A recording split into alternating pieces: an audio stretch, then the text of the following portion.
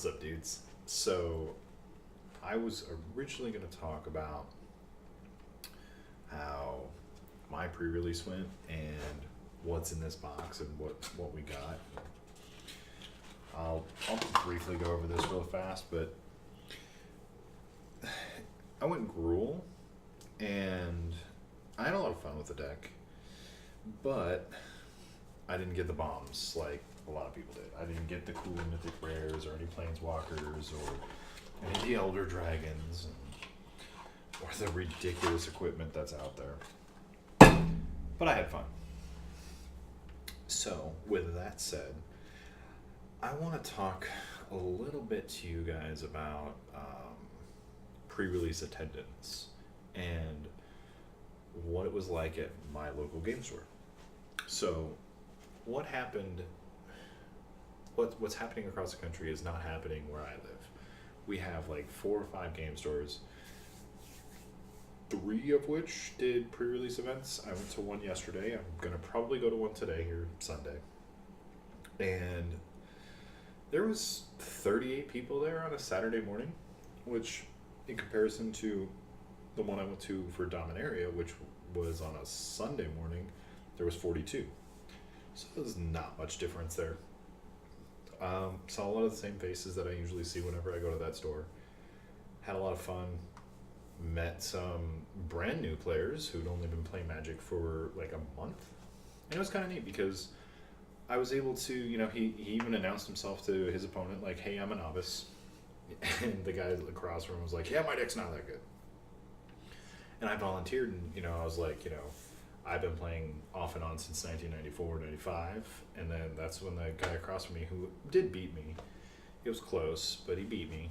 And he was like, yeah, I've been playing since, 94. And the guy who was his opponent had been playing since 96. And the guy, instead of calling a judge, he looks over at me while I'm like in the middle of like deep thinking of how to win that match. And goes, hey, does this work? And I look over and I look at his board state. I'm like, oh my God. And at that point, his opponent looks at me and goes, do I need a scoop? And I just was like, mm-hmm. So anyways, I had a lot of fun. And I just want to kind of dispel that myth that, pre-release is down. Pre-release is down because you want it to be down, or you don't have the right player base. So if you used to go to like Friday Night Magic or pre-release and there was like 30 people there, and now you've got 4 and it doesn't even fire, think about things like, how's the economy in your area? How is the player base? Are they toxic or are they friendly? Excuse me.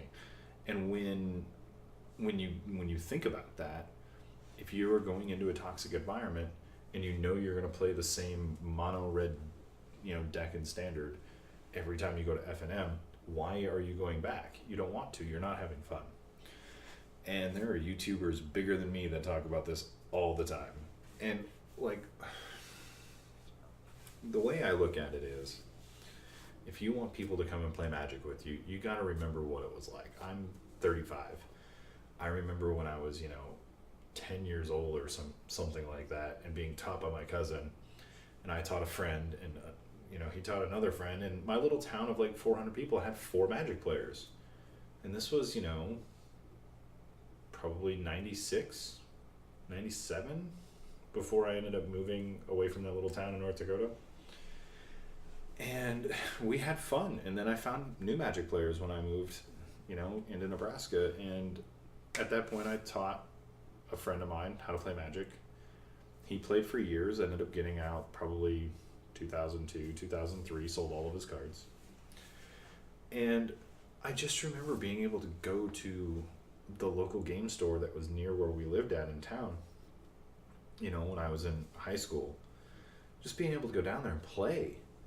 And then, we used to play during lunch, and, you got folks like Rudy from Alpha Investments, mentioned this a while back, like, those were the outcasts. Now it's like,